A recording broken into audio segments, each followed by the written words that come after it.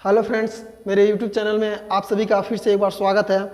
हम लोग चर्चा कर रहे हैं यूपी बोर्ड में पूछे जाने वाले प्रश्नों के बारे में। तो पहले अध्याय का हम लोगों ने चर्चा कर लिया है, जिसका वीडियो मैं अपलोड भी कर चुका हूं।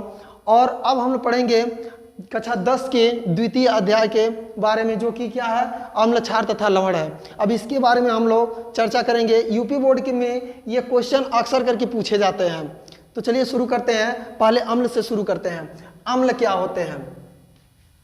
अम्ल वे होते हैं कि जो जलीय विलयन में हाइड्रोजन का धनायन देते हैं। अम्ल क्या होते हैं?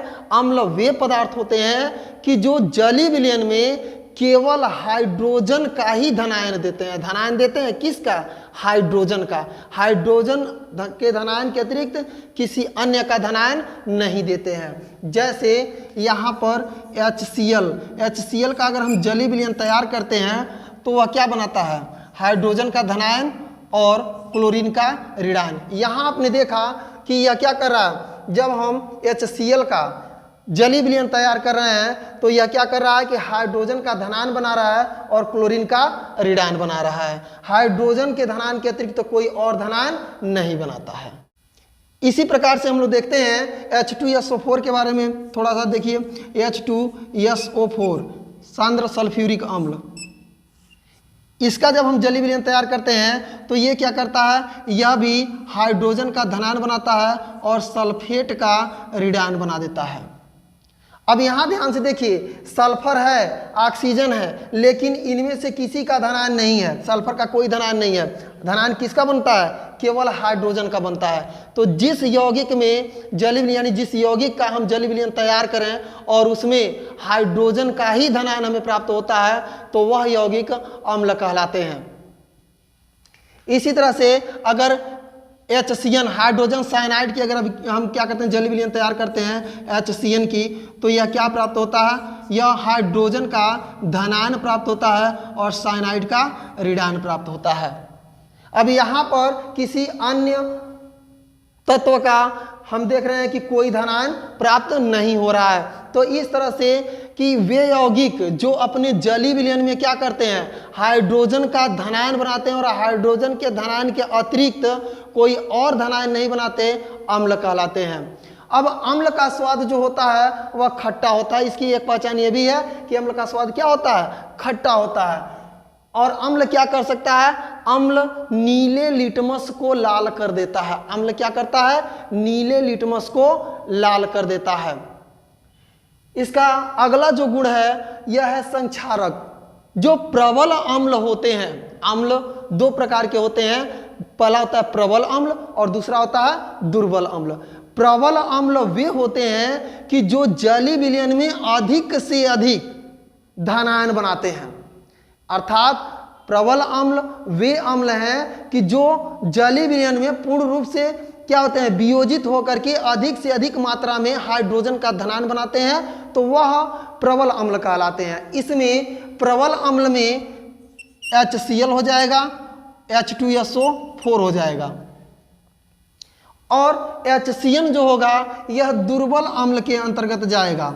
अब दुर्बल अम्ल किसे कहते हैं? वे अम्ल जो जलीय विलयन में पूर्ण रूप से वियोजित नहीं होते हैं, उन्हें हम दुर्बल अम्ल कहते हैं। इस तरह से अब हम चर्चा करेंगे क्षार के बारे में।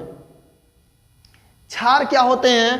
क्षार वे यौगिक हैं कि जो अपने जलीय विलयन में OH यानी हाइड्रॉक्सिल का ऋणायन देते हैं। जैसे अम्ल में क्या था, हाइड्रोजन का धनायन ही मुख्य था, इसी तरह से क्षार में जो होता है वह OH का ऋणायन क्या होता है, मुख्य होता है। जैसे इसका अगर हम जलीय विलयन बनाते हैं KOH का, तो यह क्या करेगा, यह पोटेशियम का धनायन बनाएगा और हाइड्रॉक्सिल का ऋणायन बनाएगा। इसी तरह से अगर हम देखते हैं NaOH का, तो NaOH भी क्या करता है, सोडियम हाइड्रोक्साइड का अगर हम जलीय विलयन बनाते हैं तो यह सोडियम का धनायन बनाता है और क्या करता है, OH का ऋणायन बना देता है। इसी तरह से अगर हम बेरियम हाइड्रोक्साइड की बात करते हैं तो बेरियम हाइड्रोक्साइड का जब हम क्या करेंगे, जलीय विलयन तैयार करेंगे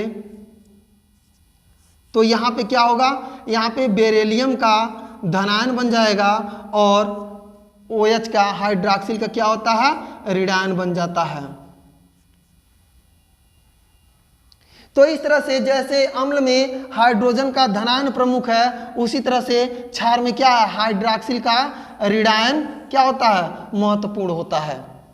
अब हम लोग चर्चा करते हैं, लेकिन इसका स्वाद कैसे होता है, यह स्वाद में कसैले होते हैं। इसकी एक पहचान ये भी होती है कि यह स्वाद में क्या होते हैं, कसैले होते हैं, और यह लाल लिटमस को नीला कर देते हैं। अम्ल क्या करता है, अम्ल नीले लिटमस को लाल कर देता है और क्षार लाल लिटमस को क्या कर देता है, नीला कर देता है।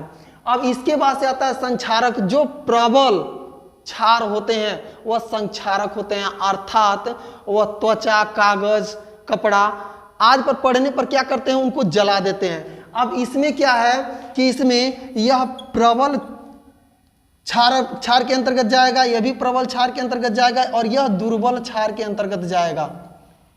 अब प्रबल क्षार क्या होते हैं, प्रबल क्षार वे क्षार होते हैं कि जो जलीय विलयन में पूर्ण रूप से वियोजित होकर के अधिक से अधिक मात्रा में हाइड्रॉक्सिल का ऋणायन बनाते हैं। और दुर्बल क्षार वो होते हैं कि जो जलीय विलयन में पूर्ण रूप से वियोजित न होकर के और कम से कम यानी कि OH हाइड्रॉक्सिल ऋणायन को बनाते हैं। अब इसके बाद से हम बात करते हैं लवण की। लवण क्या है, देखिए जब हम क्या करते हैं, अम्ल और क्षार की क्रिया कराते हैं, अम्ल और क्षार की अभिक्रिया कराते हैं, तो उसके उदासीनीकरण से हमें लवण प्राप्त होता है। जैसे समझेंगे, यहाँ पे अम्ल में क्या है, HCl है। हमने क्या किया कि HCl को लिया और इसका क्रिया कराया हमने किसके साथ, पोटेशियम हाइड्रोक्साइड के साथ। तो यह जैसे ही अभिक्रिया करता है तो यह पोटेशियम क्या करता है, क्लोरीन के साथ मिल करके पोटेशियम क्लोराइड बनाता है। क्या बनाता है, पोटेशियम क्लोराइड। और एक H यहाँ है, एक H यहाँ है और एक O है, यानी कि 2 H हैं और एक O है। तो यह मिलकर के क्या बनाते हैं, H2O जल का निर्माण करते हैं। तो यहाँ जो प्राप्त होता है वह जल होता है, और ये जो हमें प्राप्त हुआ वह क्या है, यही लवण होता है।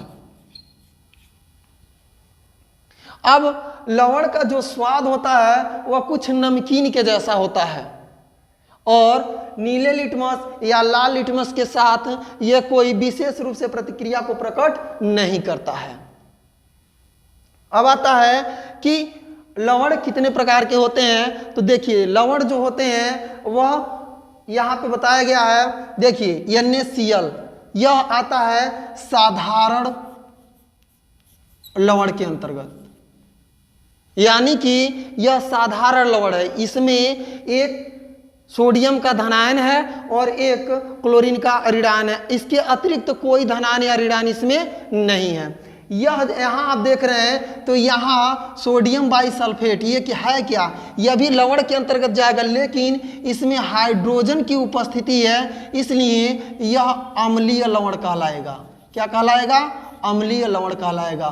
क्योंकि अम्ल की पहचान क्या होती है, अम्ल की पहचान ये होती है कि वह जलीय विलयन में क्या बनाते हैं, हाइड्रोजन का धनायन बनाते हैं। इसी तरह से यहाँ आप देख रहे हो PbOHNO3 में OH क्या है, यह क्षार का प्रतीक यहाँ पे दर्शा रहा है। तो यहाँ पर यह जो लवण होगा यह क्षारीय लवण होगा।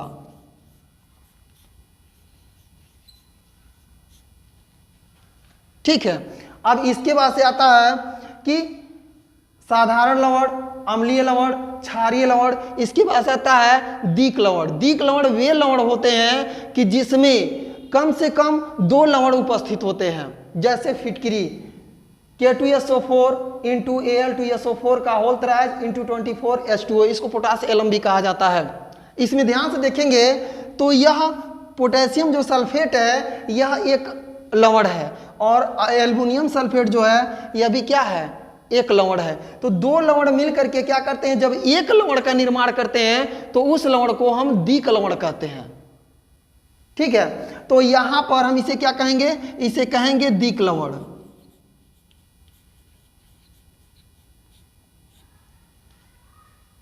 अब इसके बाद से यहां पर लिखा गया है CaOCl2 यानी कि कैल्शियम ऑक्सीक्लोराइड। यह भी एक लवण है, तो यह मिश्रित लवण होगा, यह मिश्रित लवण के अंतर्गत जाएगा।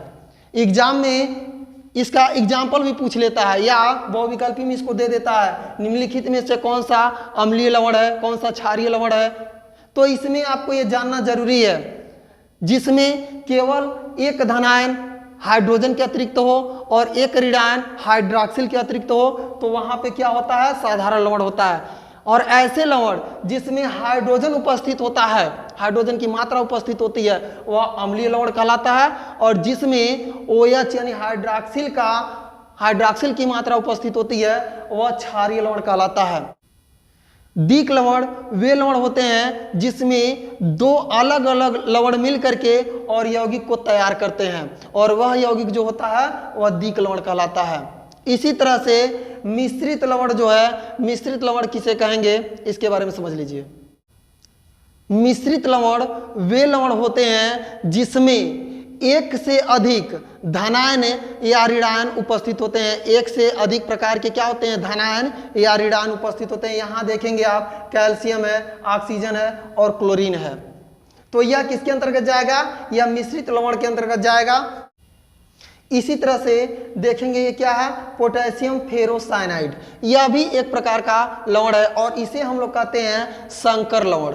इसमें क्या होता है, इसमें कई प्रकार के लवण मिले होते हैं। दीक लवण में दो लवण उपस्थित होते हैं, लेकिन इसमें क्या होते हैं, इसमें कई प्रकार के लवण मिले होते हैं, लेकिन यह अपने जलीय विलयन में क्या करते हैं, एक अलग धनायन और एक अलग ऋणायन बनाते हैं। मैं आशा करता हूं कि मेरा वीडियो आपको पसंद आया होगा। अगर मेरा वीडियो आपको पसंद आया हो तो इसे लाइक और शेयर जरूर कीजिएगा, ताकि आपके मित्रों के पास पहुंचे जो बोर्ड का एग्जाम देने वाले हैं, उनको इस क्वेश्चन से कुछ ना कुछ जरूर मदद मिलेगा।